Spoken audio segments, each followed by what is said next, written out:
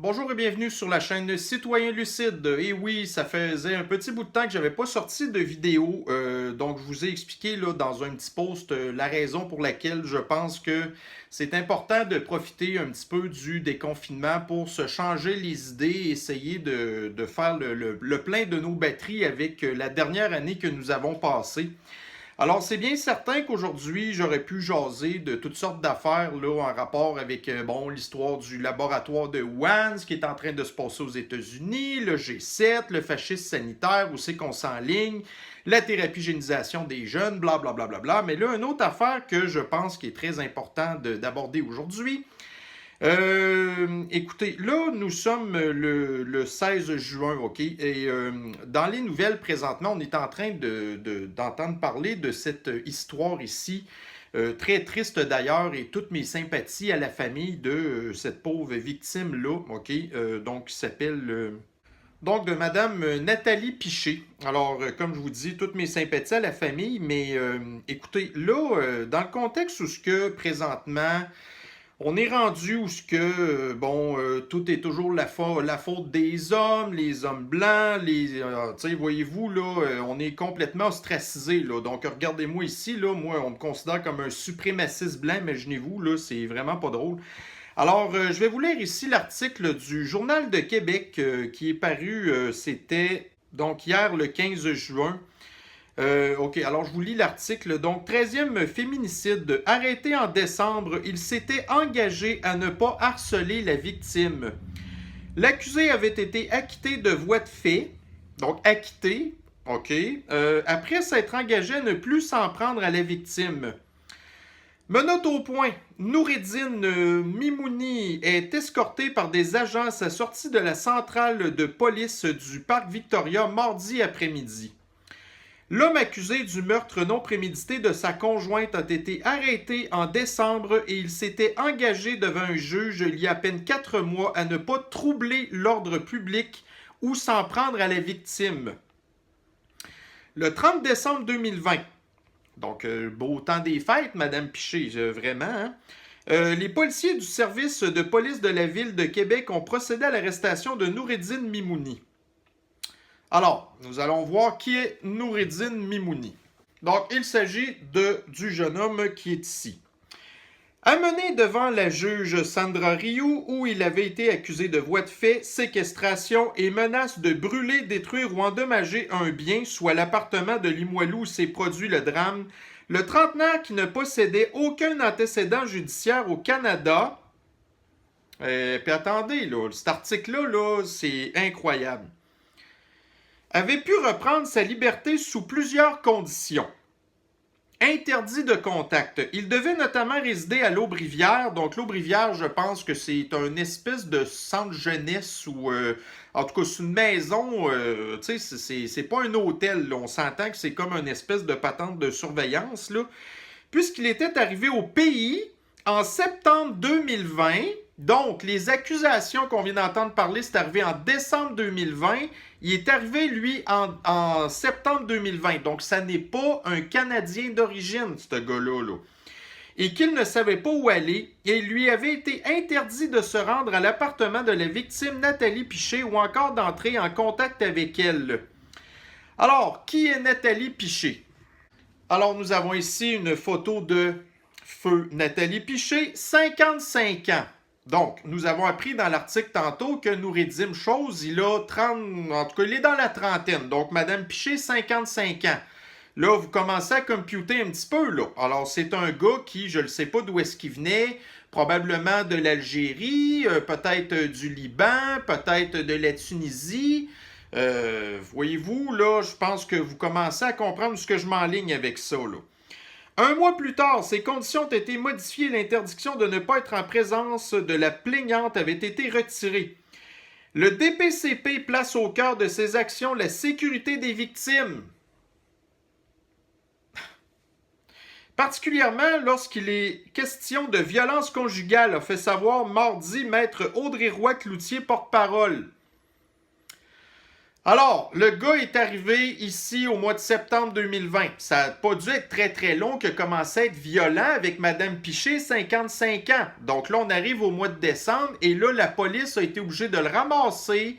Il a été accusé de voie de fait. Finalement, les accusations sont tombées parce que là, probablement qu'il avait fait une promesse comme quoi qu'il n'y avait pas de problème. Après ça, il était supposé pas s'en aller chez la dame parce qu'il avait fait plein de menaces. Après ça, il était supposé s'en aller, être hébergé quelque part d'autre. Et là, on voit où est-ce que ça s'en est venu.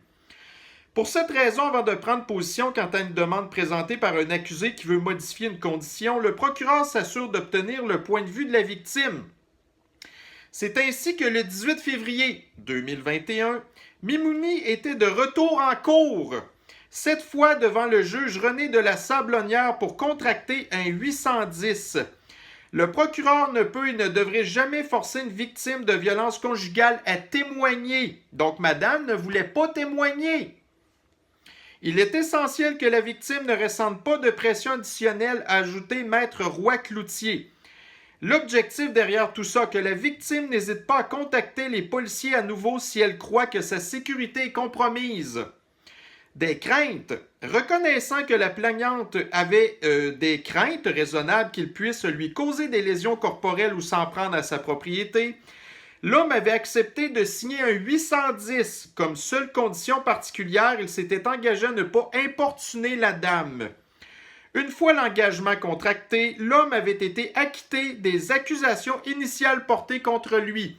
Alors, le système de l'injustice du Québec a pris un deal avec ce gars-là qui est arrivé au Canada, au Québec en septembre 2020, qui n'avait absolument pas d'affaires ici, qui était déjà en partant très violent avec une dame qui, bon, regardez, lui est...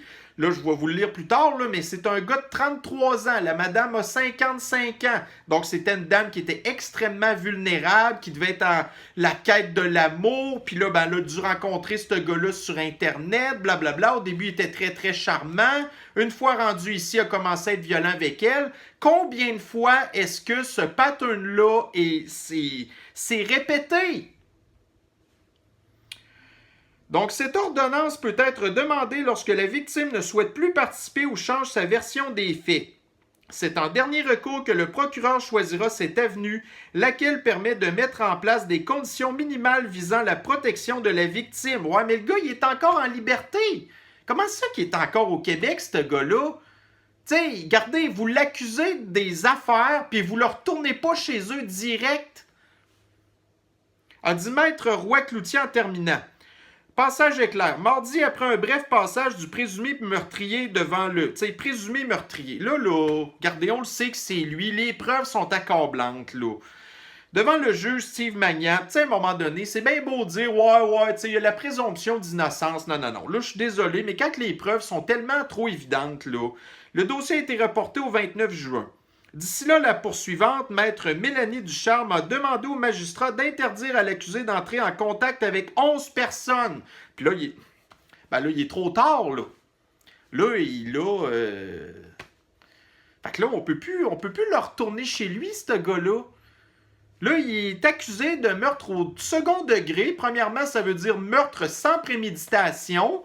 Là, je ne sais pas pourquoi ils l'ont pas plutôt accusé de meurtre au premier degré, parce qu'on s'entend que ça a dû y gosser dans la tête à lui d'aller régler son compte à elle. Hein? Les démêlés de l'accusé avec la justice. Bon, là, vous allez voir. Là. Fait que là, ce gars-là, il est arrivé en septembre 2020. Donc, nous sommes le 30 décembre 2020. Noureddin est arrêté et accusé de voie de fait, séquestration et menaces. Il est libéré le jour même sous certaines conditions. 28 janvier 2021. Les conditions de remise en liberté de l'accusé sont modifiées. L'histoire du... OK. 18 février 2021. L'homme s'engage à ne pas harceler sa victime en signant un 810. Ce faisant, les accusations portées le 30 décembre 2020 tombent et l'homme est acquitté. Qu'est-ce qu'un 810? L'article 810 stipule qu'une personne qui craint pour des motifs raisonnables qu'une autre personne ne lui cause des lésions corporelles ou n'endommage sa propriété peut demander à un juge d'ordonner que le défendeur contracte l'engagement avec ou sans caution de ne pas troubler l'ordre public et d'avoir une bonne conduite pour une période maximale de 12 mois. Il aurait dû être envoyé chez eux. ce qu'elle disait de son conjoint. Alors là, il y a plein de patentes ici, là. Nathalie Piché a fait part de ses inquiétudes à une amie sur un groupe Facebook destiné à aider les victimes de mariages frauduleux. Wow, du mariage frauduleux! En décembre 2020, elle affirme vivre un cauchemar après un mois de mariage. Alors, le gars est arrivé en septembre 2020, elle s'est mariée avec lui. Après seulement un mois de mariage, je me réveille avec ce cauchemar, mais je me prépare à l'expulser de chez moi. Bon, là, c'est bloqué parce que, bon, il y a des affaires probablement incriminantes, j'imagine, blablabla. Le 30 décembre 2020, alors qu'elle a porté plainte à la police, elle écrit « Cela a mal tourné ce matin, j'ai dû le faire arrêter par la police et je suis stressée par tout ça, mais elle est allée trop loin. » En janvier dernier, elle demande notamment un traducteur de l'arabe pour tenter de faire la lumière sur des propos qu'aurait tenus son conjoint. Elle affirme avoir un mauvais feeling. Alors, ça, c'est le premier article que j'ai vu là, du Journal de Québec. Maintenant, nous en avons un autre ici parce qu'il n'y avait pas toutes les informations qu'on avait besoin pour se faire une tête. Donc, j'ai ici Radio-Canada. Donc, femme tuée à Québec, le suspect accusé de meurtre au 2e degré, blablabla. Un homme de 33 ans a été accusé mardi après-midi, blablabla. Alors, donc, nous avions tantôt comme quoi que c'était un trentenaire, mais là, on a qu'il avait 33 ans. Alors, madame ici qui avait 55 ans, 33 ans, blablabla. Alors, pour en revenir un petit peu à cette histoire-là, regardez, c'est pas évident. C'est pas évident. Là, on a récemment, il est arrivé l'histoire à London, en Ontario. La famille de Pakistanais qui s'est faite décimer par un gars qui, de ce que j'ai cru comprendre, apparemment, aurait eu des problèmes avec la direction de son camion. Alors, c'est peut-être apparemment un très bête accident, OK? Là, ce gars-là, il est maintenant accusé de terrorisme, alors que pourtant, il a plein d'amis arabes qui n'ont jamais dit qu'il y avait, en tout cas, peu importe. Donc là, on est en train de revenir avec l'histoire de l'islamophobie, des affaires de même, le racisme systémique, blablabla. Et nous avons ici Noureddine, pas tant de choses, qui... Parce que madame, je ne sais pas, moi, elle réussissait pas à trouver l'amour au Québec. Là, écoutez, elle s'est faite endormir par un petit gars de 33 ans. Puis elle, voyez-vous, là. Mais là, lui, regardez, moi... on a beau dire, oh, je suis pas raciste, je suis pas ci, je suis pas ça, mais quand je vois des affaires de même, qu'est-ce que vous pensez que je pense? Encore une affaire de même, là. Alors là, on a depuis l'année passée, ils sont en train de faire l'espèce de rétrospective des féminicides, là, donc les meurtres de femmes qui sont arrivés, OK? Alors là, avec cette dame-là ici, elle se trouve être la 13e.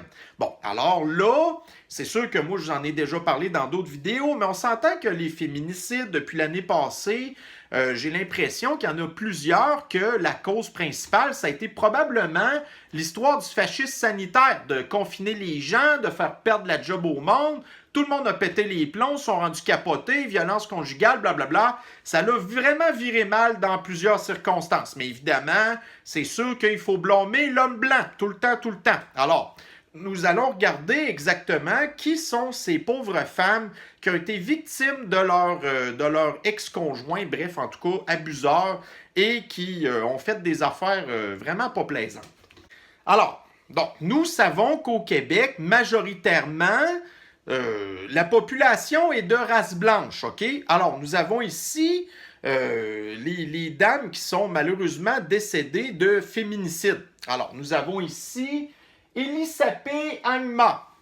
Bon, alors c'est une autochtone qui devait avoir un conjoint autochtone. Donc, ce n'est pas une histoire de blanc. Marlie Edouard, race noire. Donc, ça serait à confirmer, mais bon, alors est-ce que son ex-conjoint, bref, le meurtrier, est un homme noir? Donc là, on est deux en deux que c'est pas des hommes blancs.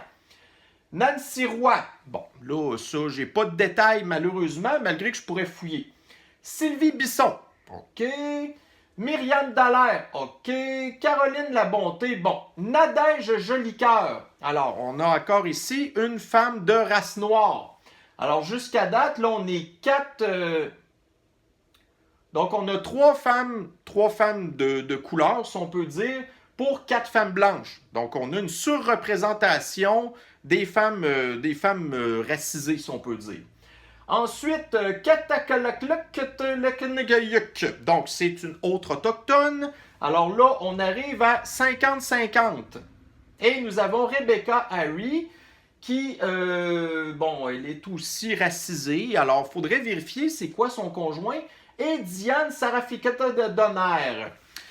Encore là, bon, alors nous avons ces féminicides-là qui sont représentés par... Donc, arrêtez de blâmer l'homme blanc, OK? Là, l'histoire de Madame Piché, bref, je pense que, honnêtement, c'est peut-être pas une bonne idée, ça, cette histoire-là, d'avoir montré ça dans les médias, avec l'histoire du wokisme, l'histoire du racisme systémique envers les hommes blancs, OK? Là, on est en train de voir qu'est-ce qui est en train de se passer exactement. Là, le système de l'injustice du Québec est responsable de la mort de Mme Piché parce que là, il l'avait sous la main, le gars, OK? Là, vous avez encore là le ministère de l'Immigration du Canada qui a accepté d'amener cet homme-là ici en voyant très bien que Mme Piché, 55 ans, M. Chose, 33 ans, ça parle de mariage, de rencontres sur Internet, arabe, pattern, patati patata. Vous avez le ministère de l'Immigration qui a accepté cet homme-là ici. Les policiers, ben là, les policiers, eux, regardez, ils peuvent pas faire grand-chose. Quand il y a un call, ben là, ils vont sur place. Puis après ça, madame, elle porte pas plainte, ils peuvent pas faire grand-chose, là. Après ça, l'histoire de l'Aubrivière, je le sais pas. Puis là, regardez, là, il a signé son histoire de 810. Il a dû y faire plein de menaces par texto, par messenger, patati patata. Il n'y a pas personne qui s'est occupé de rien pantoute. Cette dame-là est victime du système québécois. OK? Et puis là, vous avez des Madame Blum-Boundine, là, 33 ans, qui n'aident pas du tout la cause. La cause des personnes musulmanes, l'histoire du racisme et tout ça. Parce qu'après ça, nous, on voit des affaires comme ça et on peut pas faire autrement que d'être en joie le vert. Alors, écoutez, moi, c'est ça. Donc, je pense que, puis les médias aussi ont, tant qu'à moi, leur part de responsabilité là-dedans. Parce que s'ils voulaient faire de la propagande, ils pourraient sans problème nous ressortir toutes ces histoires-là pour les réexpliquer aux gens, pour sensibiliser les femmes. Puis là, c'est plate d'être obligé de faire de l'espèce d'éducation aux femmes. Madame, écoutez, vous êtes dans la cinquantaine, on le comprend, vous avez un besoin d'amour, blablabla, vous ne savez pas trop vers quoi vous tournez, vous allez vers Internet, puis vous tombez dans le piège. Puis... après ça, on est pogné avec, là. Alors là, ce gars-là, qui a fait ce qu'il a fait, là, on ne peut plus le retourner chez lui. Alors là, meurtre au second degré, ça veut dire quoi? Ça veut dire qu'il va peut-être pogner 15 ans de prison. Alors, un gars qui a absolument aucune affaire d'être ici va être payé par le contribuable canadien, québécois, pour l'entretenir en prison, puis après ça, il va être retourné chez lui. Donc, c'était le sujet que je voulais aborder avec vous aujourd'hui. Alors, j'ai bien entendu, je m'attends à ce qu'il va y avoir probablement plein de commentaires dans le fil de discussion en bas. Alors, mes chers citoyens lucides, on se reprend sur une prochaine capsule. Bonne journée à vous. Bye bye.